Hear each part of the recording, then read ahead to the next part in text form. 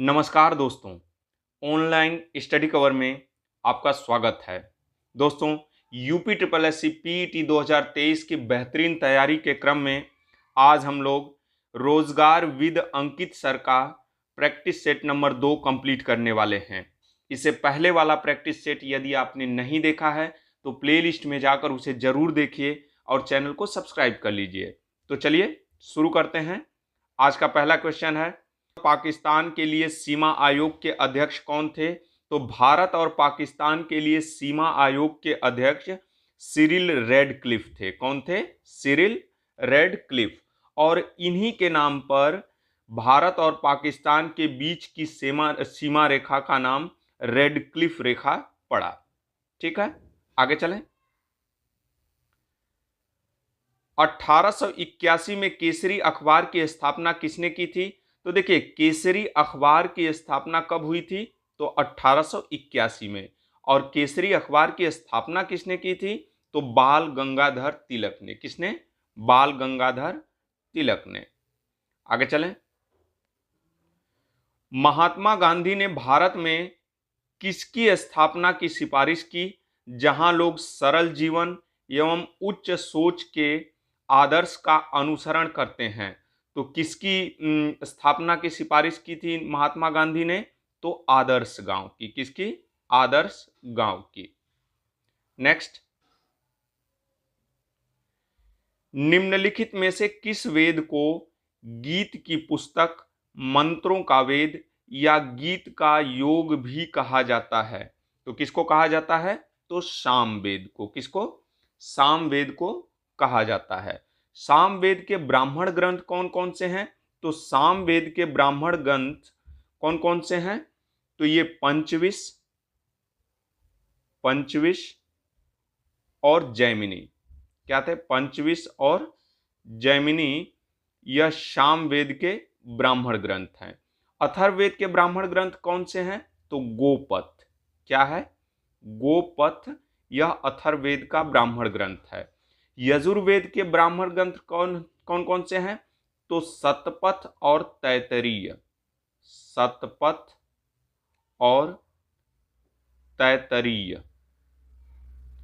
शतपथ और तैतरीय ब्राह्मण ग्रंथ यह यजुर्वेद से संबंधित हैं। ऋग्वेद के ब्राह्मण ग्रंथ कौन कौन से हैं? तो ऋग्वेद के ब्राह्मण ग्रंथ ऐतरेय और कौशितकी। ठीक है, ऐतरेय और कौशितकी ब्राह्मण ग्रंथ यह ऋग्वेद से संबंधित है। शतपथ और तैतरीय ब्राह्मण ग्रंथ यजुर्वेद से संबंधित हैं। अथर्ववेद का ब्राह्मण ग्रंथ गोपथ है और सामवेद का ब्राह्मण ग्रंथ क्या है? पंचविश और जैमिनी।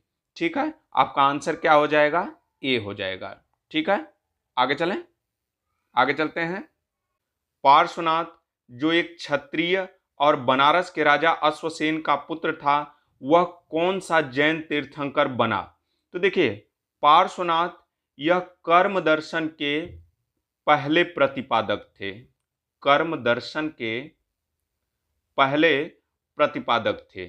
ठीक है, और पार्श्वनाथ की मूर्ति कहाँ स्थित है? यह पूछा जाता है क्वेश्चन। तो पार्श्वनाथ की मूर्ति नाकोडा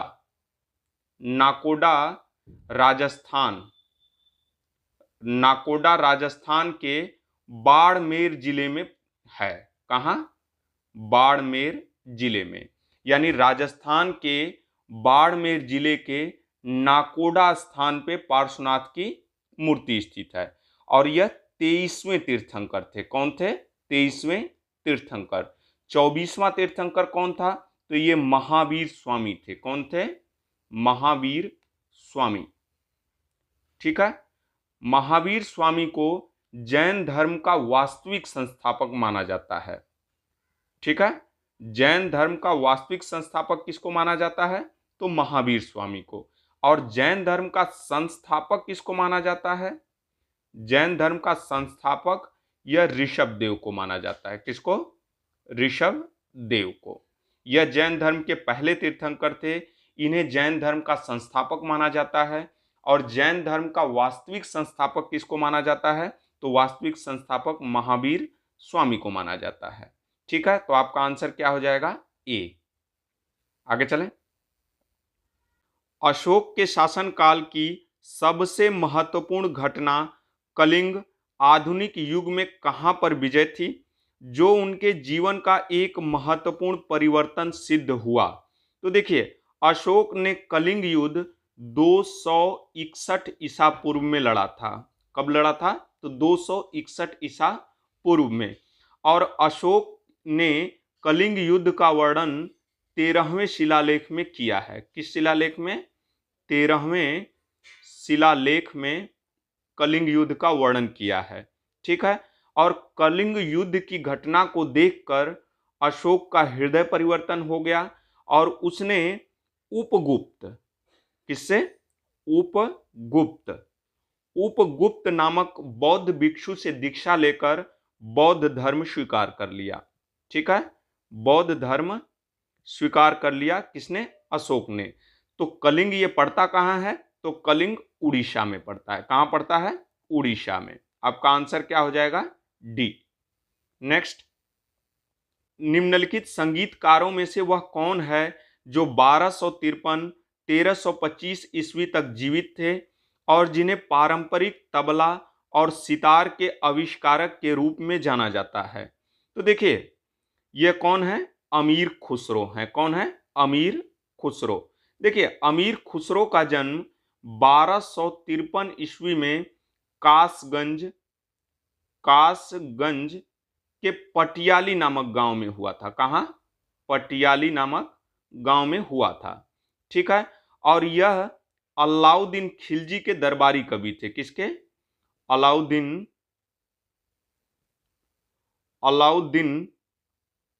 खिलजी, अलाउद्दीन खिलजी के दरबारी कवि थे। कौन? अमीर खुसरो। इन्हें तबला और सितार का जन्मदाता कहा जाता है या आविष्कारक कहा जाता है। इन्हें खड़ी बोली का भी आविष्कार किया था इन्होंने। किसका? खड़ी बोली का। खड़ी बोली का भी आविष्कार किया था। और अमीर खुसरो यह दिल्ली सल्तनत के 7 सुल्तानों का शासन देखा था। किसका? 7 सुल्तानों का शासन देखा था। ठीक है, आगे चलें। तो आपका आंसर क्या हो जाएगा? बी, अमीर खुसरो। निम्नलिखित में से कौन सा विकल्प सुमेलित नहीं है? तो देखिए, इंकलाब जिंदाबाद यह भगत सिंह ने दिया था, बिल्कुल सही है। स्वराज मेरा जन्म सिद्ध अधिकार है, यह बाल गंगाधर तिलक ने यह नारा दिया था, बिल्कुल सही है। तुम मुझे खून दो मैं तुम्हें आजादी दूंगा, यह सुभाष चंद्र बोस ने दिया था, यह भी बिल्कुल सही है। लेकिन करो या मरो का नारा यह लाला लाजपत राय ने नहीं दिया था, यह महात्मा गांधी ने दिया था। किसने? महात्मा गांधी ने दिया था। यह कब दिया था? तो यह 1942 में भारत छोड़ो आंदोलन के दौरान दिया था। कब? भारत छोड़ो आंदोलन के दौरान यह महात्मा गांधी ने यह नारा दिया था। ठीक है, लाला लाजपत राय ने कौन सा नारा दिया था? तो लाला लाजपत राय ने कहा था, अंग्रेजों वापस जाओ, अंग्रेजों वापस जाओ। ठीक है, अंग्रेजों वापस जाओ, ये नारा दिया था लाला लाजपत राय ने। ठीक है, आगे चलें। तख्त ए अकबरी नामक मंच जहां पर अकबर का सम्राट के रूप में राज्याभिषेक किया गया था, किस राज्य में स्थित है? तो देखिए, अकबर का राज्याभिषेक यह कब हुआ था? तो 1556 में हुआ था। कब हुआ था? 1556 में। उस समय अकबर की आयु कितनी थी? तो 13 वर्ष 4 माह। ठीक है, जब अकबर का राज्याभिषेक हुआ था उस समय अकबर की आयु 13 वर्ष और 4 माह थी। ठीक है, और अकबर का संरक्षक कौन था? तो बैरम खां था। कौन था? बैरम खां।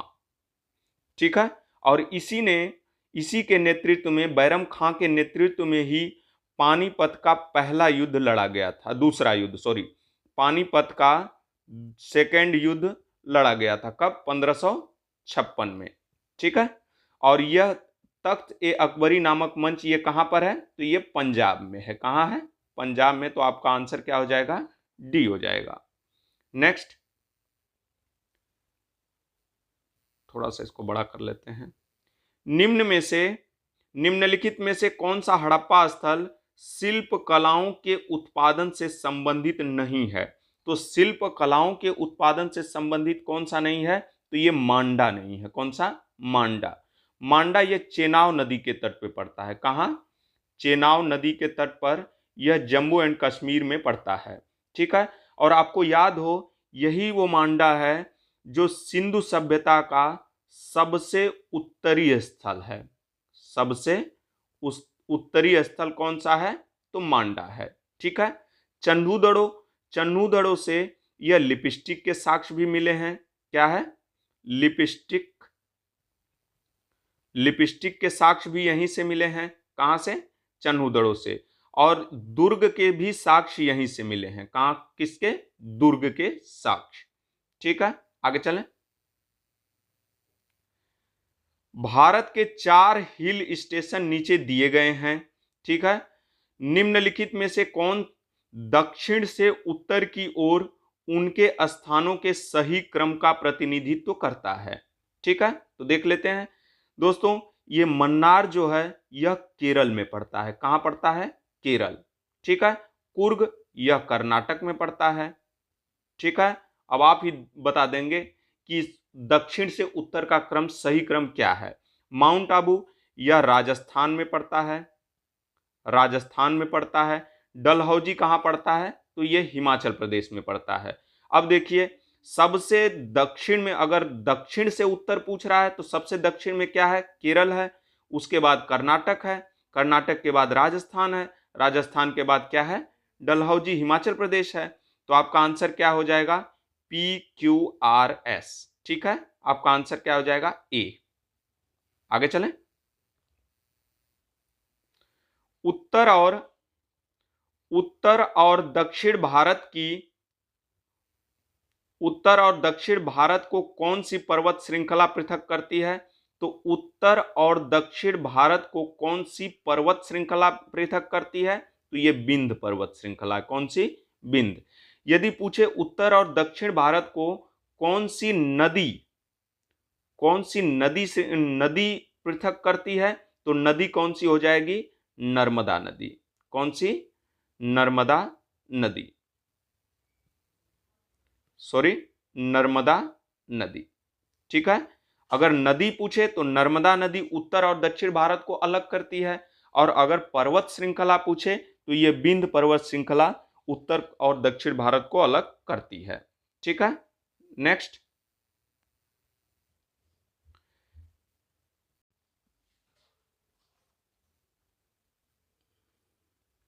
आगे चलें। निम्नलिखित युग्मों में से कौन सा युग्म पहाड़ी दर्रों के संदर्भ में सही है? तो कौन सा सही है? तो देखिए, बोमडिला दर्रा यह अरुणाचल प्रदेश में पड़ता है। कहां? अरुणाचल प्रदेश में। तो ये तो गलत हो गया। नाथुला दर्रा यह सिक्किम में पड़ता है। कहां पड़ता है? सिक्किम में। ठीक है। नाथुला दर्रा यह सिक्किम में पड़ता है, यह भी गलत हो गया। ठीक है। लिपुलेख दर्रा यह उत्तराखंड में पड़ता है, यह सही है। ठीक है, यह सही है। तो आपका ऑप्शन क्या हो जाएगा? सी। रोहतांग दर्रा यह जम्मू कश्मीर में नहीं पड़ता है, यह हिमाचल प्रदेश में पड़ता है। कहां? हिमाचल प्रदेश में। ठीक है, तो यह भी गलत हो गया। तो आपका आंसर क्या हो जाएगा? सी। नेक्स्ट देख लेते हैं। हिमालय की निम्नलिखित चोटियों का उनकी ऊंचाई के साथ सही मिलान कीजिए। तो हिमालय की निम्नलिखित चोटियों का उनकी ऊंचाइयों के साथ सही मिलान क्या है? तो देखिए, माउंट एवरेस्ट की ऊंचाई सबको पता है 8,848 मीटर। ठीक है। धौलागिरी की हाइट है 8167 मीटर। बी ए ऑप्शन एक में ही हो गया। किसमें? एक में ही। ठीक है। और तीसरा का क्या हो जाएगा? कामेट की ऊंचाई 7756 मीटर है, और अन्नपूर्णा की ऊंचाई 8091 मीटर है। ठीक है। तो BADC आपका आंसर क्या हो गया? ए। आगे चलें। कम से कम कितनी वर्ष की अवधि के दौरान किसी स्थान के मौसम की अवस्थाओं तथा विविधताओं की औसत परिस्थिति वहां की जलवायु कहलाती है। तो कितने वर्षों के दौरान? तो कम से कम 30 वर्षों की अवधि के दौरान। ठीक है, नेक्स्ट। निम्नलिखित में से किसने सबसे पहले यह तर्क दिया कि उच्च घाटे की स्थिति में लोग धन की अधिक बचत करते हैं? तो यह किसने तर्क दिया था? तो डेविड रिकार्डो ने। किसने? डेविड रिकार्डो ने। नेक्स्ट, गिनी गुणांक का प्रयोग किसके लिए किया जाता है? तो गिनी गुणांक का प्रयोग यह आय असमानताओं को मापने के लिए, किसको? आय असमानता को मापने के लिए गिनी गुणांक का प्रयोग किया जाता है। नेक्स्ट, भारत में हरित क्रांति के जनक नॉर्मन बोरलॉग यह किस देश से थे? तो देखिए, भारत में हरित क्रांति के जनक कौन थे? तो भारत में हरित क्रांति का जनक एम एस स्वामीनाथन को कहा जाता है। किसको? एम एस स्वामीनाथन को।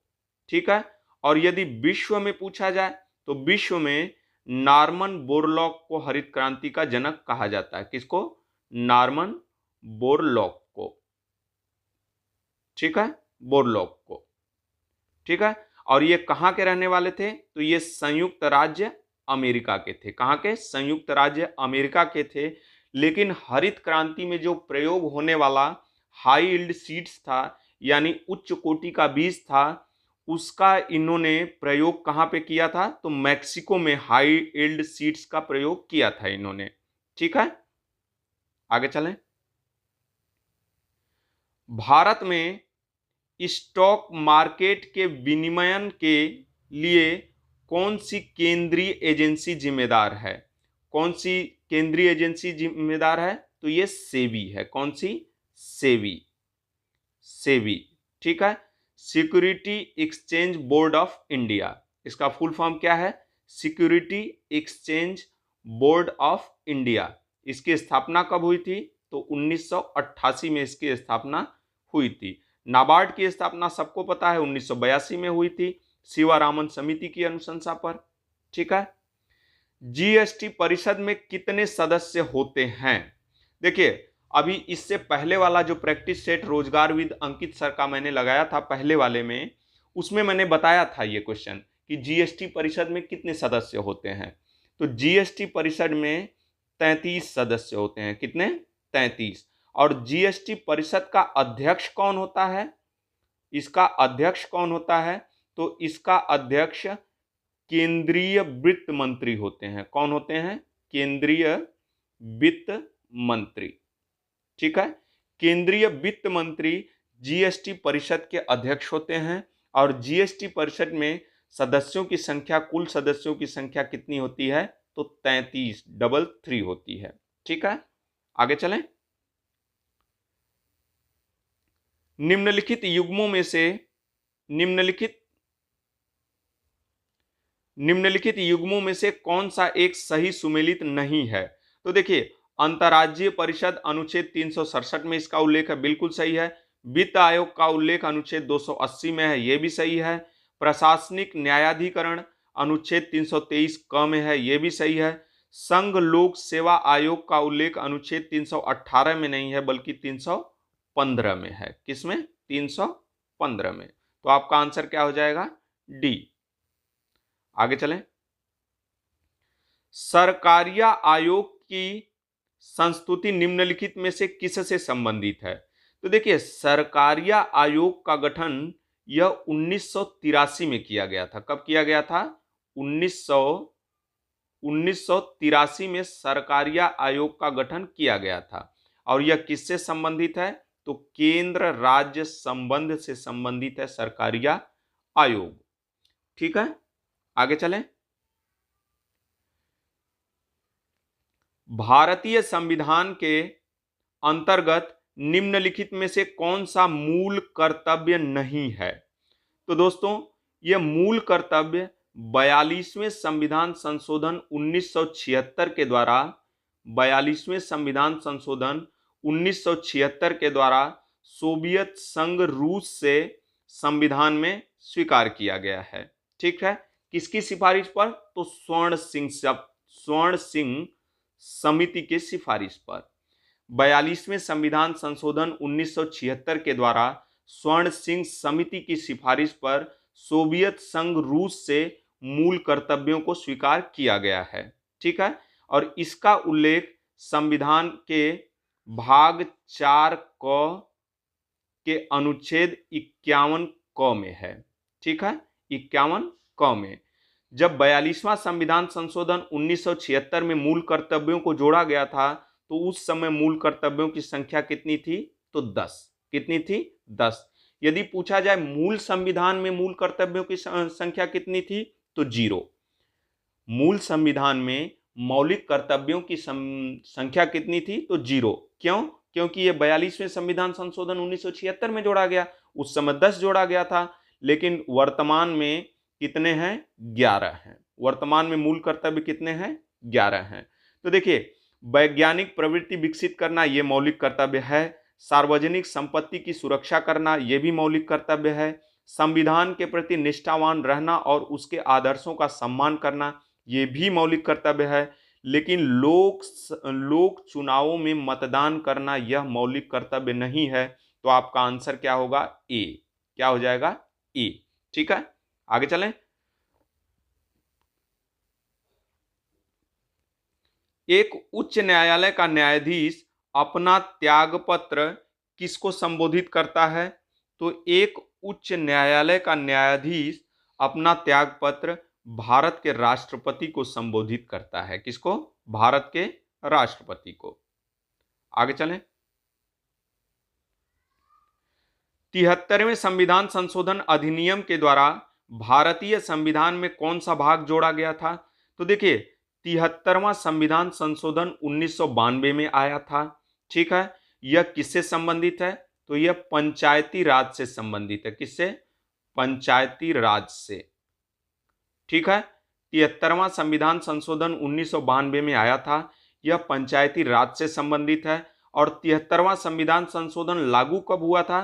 तो यह 24 अप्रैल 1993 में लागू हुआ था। ठीक है, और 73वें संविधान संशोधन के समय प्रधानमंत्री कौन था भारत का? तो यह पी.वी. नरसिम्हा राव। कौन थे? पी.वी. नरसिम्हा राव थे। ठीक है, पी.वी. नरसिम्हा राव थे। ठीक है, और 73वें संविधान के संशोधन के समय भाग 9 संविधान में जोड़ा गया था। कौन सा? भाग 9। तो आपका आंसर क्या हो जाएगा? ए हो जाएगा। ठीक है दोस्तों, वीडियो पसंद आए तो लाइक करना, शेयर करना और ऐसे ही वीडियो पाने के लिए चैनल को सब्सक्राइब कर लेना। मनुष्य के लिए ध्वनि की श्रव्य सीमा कितनी होती है? तो मनुष्य के लिए ध्वनि की श्रव्य सीमा यह 20 हर्ट्ज से 20,000 हर्ट्ज तक होती है। इतने बीच की ध्वनि, इतने 20 हर्ट्ज से 20,000 हर्ट्ज के बीच की ध्वनि को आदमी सुन सकता है। ठीक है, आगे चलें।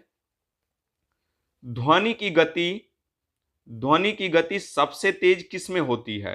तो देखिए, ध्वनि की गति सबसे तेज ठोस में होती है। ठीक है, उससे कम द्रव में होती है, उससे कम किस में होती है? गैस में होती है। ठीक है, सबसे ज्यादा ठोस में होती है, उससे कम द्रव में होती है, उससे कम किस में होती है? तो गैस में होती है। तो इसमें किस में होती है? तो इसमें क्या होगा? ठोस, यानी लोहे में सबसे अधिक होगी। ठीक है, उसके बाद जल में होगी, उसके बाद वायु में होगी, और निर्वात में ध्वनि की गति शून्य होती है। क्या होती है? शून्य। ठीक है, नेक्स्ट। निम्नलिखित में से कौन सा विकल्प लेड का चिन्ह है? तो लेड का कौन सा विकल्प है? ए, पीबी। पीबी क्या होता है? लेड का सांकेतिक चिन्ह है। आगे चलें। निम्नलिखित में से किसका उपयोग फसलों को पकाने के लिए किया जाता है? तो देखिए, फसलों को पकाने के लिए एथिलीन और एथिलीन और एसिटिलीन दोनों का प्रयोग किया जाता है। ठीक है, ऑप्शन में एथिलीन भी दे देता है और कहीं कहीं एथिलीन न दे करके एसिटिलीन दे देता है। तो ये भी ऑप्शन सही है, ये भी ऑप्शन सही है, दोनों ऑप्शन नहीं देगा। इस चीज को आप ध्यान देना। ठीक है, आगे चलें। कवकों का अध्ययन क्या कहलाता है? तो कवकों का अध्ययन यह माइकोलॉजी कहलाता है। क्या कहलाता है? माइकोलॉजी। ठीक है। निम्न में से सही संधि विच्छेद का चयन कीजिए। तो सही संधि विच्छेद इसमें क्या है? वीर प्लस अंगना वीरांगना। ठीक है। वीर प्लस अंगना वीरांगना। ठीक है। पत्र प्लस, देखिए अलय, अलय कोई शब्द नहीं होता यहां, अगर आलय होता तो पत्रालय हो जाता। मरण असन्न, असन्न कुछ नहीं होता, आसन्न होता है तो मरणासन्न हो जाता। यथा प्लस आर्थ नहीं होता, ये अर्थ होता है। ठीक है। अर्थ और आसन्न और यहां पे आलय, अगर ये होता तो इसका क्या हो जाता? ये भी सही हो जाते। ठीक है। लेकिन यहां पे सी सही है और बाकी सब गलत है। निम्नलिखित में से कौन सा उत्कंठित का पर्यायवाची नहीं है? उत्कंठित का पर्यायवाची कौन सा नहीं है? तो देखिए इच्छुक भी है, लालायित भी है, उत्सुक भी है, लेकिन अभिलाषा इसका पर्यायवाची नहीं है। अभिलाषा इच्छा का पर्यायवाची है। किसका? इच्छा, चाह। ठीक है। इसका पर्यायवाची अभिलाषा है। ठीक है। आगे चले। ऊपर की ओर उछाला हुआ के लिए एक शब्द क्या होगा? तो ऊपर की ओर उछाला हुआ के लिए एक शब्द उत्क्षिप्त होता है। क्या होता है? उत्क्षिप्त। आपका आंसर क्या हो जाएगा? बी। नेक्स्ट, बर्बर का विलोम क्या होता है? तो बर्बर का विलोम सभ्य होता है। क्या होता है? सभ्य होता है। बर्बर का विलोम सभ्य। अंग अंग फूले न समाना, अंग अंग फूले न समाना मुहावरे का सही अर्थ क्या है? तो बहुत आनंदित होना। क्या होता है? बहुत आनंदित होना। नेक्स्ट, थोड़ा सा इसको बड़ा कर लेते हैं। 10 अगस्त को आयोजित 10 अगस्त को आयोजित विश्व शेर दिवस के अवसर पर किस राज्य की सरकार ने एक वेब ऐप सिंह सूचना लॉन्च किया है? तो सिंह सूचना का संबंध किससे है?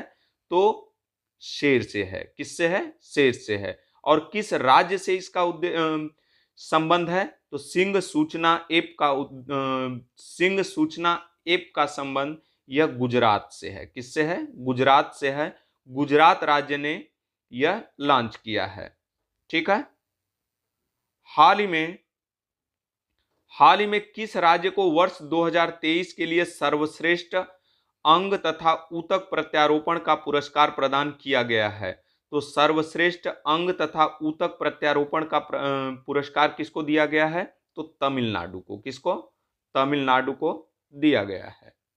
नेक्स्ट, हाल ही में हॉकी चैंपियनशिप 2023 का खिताब भारत ने फाइनल में निम्नलिखित में से किस देश को पराजित कर जीता है? तो देखिए, एशियाई हॉकी चैंपियनशिप 2023 का खिताब किसने जीता है? तो अपने प्यारे भारत ने जीता है। किसने? अपने प्यारे भारत ने जीता है। और किस देश को हराकर जीता है? तो मलेशिया को हराकर। किसको? मलेशिया को। तो आपका आंसर क्या हो जाएगा? ए हो जाएगा। ठीक है। आगे चलें। कार्मेक मैकार्थी, जिन्हें इनके उपन्यासों द रोड तथा no country for old man के लिए पुलित्जर पुरस्कार से सम्मानित किया गया था, का हाल ही में निधन हो गया। इनका संबंध किस देश से है? तो इनका संबंध यूएसए यानी अमेरिका से है। और कामेक मैकार्थी, इनकी पुस्तक का नाम क्या है? तो द रोड, और दूसरी क्या है? No entry for old man. इनको आप ध्यान में रखना, इन दोनों पुस्तकों को आप ध्यान में रखना। ठीक है। आगे चलें। विश्व प्रेस स्वतंत्रता सूचकांक 2023 में भारत की रैंक कितनी है? तो विश्व प्रेस स्वतंत्रता सूचकांक 2023 में भारत की रैंक कितनी है? तो 161। कितनी है? 161। इसमें 180 देशों ने भाग लिया था। कितने देशों ने भाग लिया था? तो 180 देशों ने भाग लिया था। इसमें भारत की रैंक कितनी है? 161वीं रैंक है। 2022 में भारत की रैंक कितनी थी? तो 1150वीं रैंक। ठीक है। विश्व प्रेस स्वतंत्रता सूचकांक 2022 में भारत की रैंक क्या थी? तो 150वीं। और विश्व खुशहाली रिपोर्ट 2023 में भारत की रैंक क्या है? तो 126वीं। 137 देशों में भाग लिया था। ठीक है, और पहला स्थान किसका है? तो फिनलैंड का। किसका? फिनलैंड का। ठीक है, विश्व खुशहाली रिपोर्ट में भारत की स्थान 126वीं है और विश्व प्रेस स्वतंत्रता सूचकांक 2023 में 161वीं है। आगे चलें। हाल ही में किस देश ने महिलाओं के लिए विश्व की प्रथम प्रसवोत्तर अवसाद रोकथाम गोली जुजुर्बे जुजुर्बे को अपनी मंजूरी दी है? तो किसने दी है? तो यूएसए ने दी है। किसने? यूएसए यानी अमेरिका ने। ठीक है, आगे चलें। भारत सरकार ने वर्ष 2023 में स्वदेश दर्शन 2.0 योजना के अंतर्गत किन दो शहरों को विकास के लिए चयनित किया है? तो किन दो शहरों को विकास के लिए चयनित किया है? तो मैसूर तथा हम्पी को। किसको? मैसूर तथा हम्पी को। आगे चलें। संयुक्त राष्ट्र संघ के प्रमुख एंटोनियो गुटरेज, यानी संयुक्त राष्ट्र संघ के प्रमुख कौन है? तो एंटोनियो गुटरेज ने किसे यूएनडीपी के उप प्रमुख नियुक्त किया है? तो यूएनडीपी का उप प्रमुख किसे नियुक्त किया गया है? तो जू हाओ लियांग को। किसको? जू हाओ लियांग को यूएनडीपी का उप प्रमुख हाल ही में नियुक्त किया गया है। आगे चलें। निम्न में से कौन व्यक्ति उपन्यास पागल खाना के लेखक हैं? तो पागल खाना के लेखक कौन है? तो डॉक्टर ज्ञान चतुर्वेदी। कौन है? डॉक्टर ज्ञान चतुर्वेदी। और इसी पागल खाना के लिए 2022 का 2022 का 32वां व्यास सम्मान इन्हें ज्ञान चतुर्वेदी को दिया गया है। कब दिया गया? 2023 में। ठीक है, इसी पागल खाना उपन्यास के लिए ज्ञान चतुर्वेदी को 32वां व्यास सम्मान से सम्मानित किया गया है। ठीक है, आगे चलें। समुद्र शक्ति 2023 द्विपक्षीय सैन्य अभ्यास किन दो देशों के मध्य आयोजित हुआ? तो यह भारत और इंडोनेशिया के मध्य आयोजित हुआ है। आगे चलें। पहला पृथ्वी शिखर सम्मेलन इस वर्ष रियो डी जेनेरियो में आयोजित किया गया। तो कब आयोजित किया गया है पहला पृथ्वी शिखर सम्मेलन? तो पहला पृथ्वी शिखर सम्मेलन यह 1992 में आयोजित किया गया है। कब? 1992 में। तो आपका आंसर क्या हो जाएगा? ए। आगे चलें। द ग्रेट इंडियन नॉवेल पुस्तक प्रसिद्ध राजनीतिज्ञ किसके द्वारा लिखी गई है? तो द ग्रेट इंडियन नॉवेल किसके द्वारा लिखी गई है? तो शशि थरूर के द्वारा। किसके द्वारा? शशि थरूर के द्वारा। आगे चलें। निम्नलिखित में से किस राज्य में श्रीविल्लीपुथूर हाथी अभ्यारण्य स्थित है? तो किस राज्य में श्रीविल्लीपुथूर हाथी अभ्यारण्य स्थित है? तो यह तमिलनाडु में स्थित है। कहां? तमिलनाडु में। भारत में प्रतिवर्ष राष्ट्रीय बालिका दिवस कब मनाया जाता है? तो भारत में प्रतिवर्ष राष्ट्रीय बालिका दिवस यह 24 जनवरी को मनाया जाता है। कब मनाया जाता है? 24 जनवरी को। नेक्स्ट। नीचे दिए गए लोक नृत्य और राज्य की सूची में किसका मिलान सही नहीं है? तो किसका मिलान सही नहीं है? तो देखिए, भांगड़ा यह पंजाब का लोक नृत्य है, बिल्कुल सही है। डांडिया गुजरात का है, ठीक है। नौटंकी उत्तर प्रदेश का है, बिल्कुल सही है। लेकिन बिहू आंध्र प्रदेश का नहीं है। ये कहाँ का है? तो बिहू ये असम का लोक नृत्य है। कहाँ का? असम का। ठीक है। बिहू आंध्र प्रदेश का लोक नृत्य क्या है? तो कुचिपुड़ी। क्या है? कुचिपुड़ी। ठीक है, आंध्र प्रदेश का लोक नृत्य कुचिपुड़ी और बिहू कहाँ का है? तो ये असम का है। आगे, कजाकिस्तान की मुद्रा क्या है? तो कजाकिस्तान की मुद्रा टेंगे है। क्या है? टेंगे या टेंगे। ठीक है। कजाकिस्तान की राजधानी क्या है? आप हमें कमेंट करके बताइए। भारत में लोकसभा निर्वाचन क्षेत्र कितने हैं? तो भारत में लोकसभा निर्वाचन क्षेत्र 543 है। क्या है? 543। निम्नलिखित में से किस राज्य में कजली पेंटिंग्स पारंपरिक रूप से संबंधित है जिसमें ब्रश का उपयोग नहीं किया जाता है? तो यानी कजली पेंटिंग्स यह किस राज्य से संबंधित है? तो यह राजस्थान से संबंधित है। कहां से? राजस्थान से। ग्रैमी पुरस्कार जीतने वाली पहली भारतीय महिला कौन है? तो ग्रैमी पुरस्कार जीतने वाली पहली भारतीय महिला यह तन्वी शाह है। कौन है? तन्वी शाह। आगे चलें। कौन सा भारतीय राज्य अपनी सीमाओं को अधिकतम राज्यों के साथ साझा करता है? तो कौन सा भारतीय राज्य अपनी सीमाओं को अधिकतम राज्यों के साथ साझा करता है? तो ये उत्तर प्रदेश है। कौन सा? उत्तर प्रदेश। यह 8 राज्यों के साथ और एक केंद्र शासित राज्य के साथ अपनी सीमा साझा करता है। ठीक है। और 8 राज्य कौन कौन से हैं? तो 8 राज्य हैं, देखिए, उत्तराखंड, हिमाचल प्रदेश, ठीक है, हरियाणा, राजस्थान, मध्य प्रदेश, ठीक है, छत्तीसगढ़, झारखंड, बिहार। ठीक है। 1 2 3 4 5 6 7 8 राज्य हो गए। और एक केंद्र शासित प्रदेश कौन सी है? तो दिल्ली है। कौन सी? दिल्ली। तो आपका आंसर क्या हो जाएगा? डी। दोस्तों, इस वीडियो को यहीं पे कंप्लीट करते हैं। कल एक नए वीडियो के साथ हाजिर होंगे। तब तक के लिए धन्यवाद।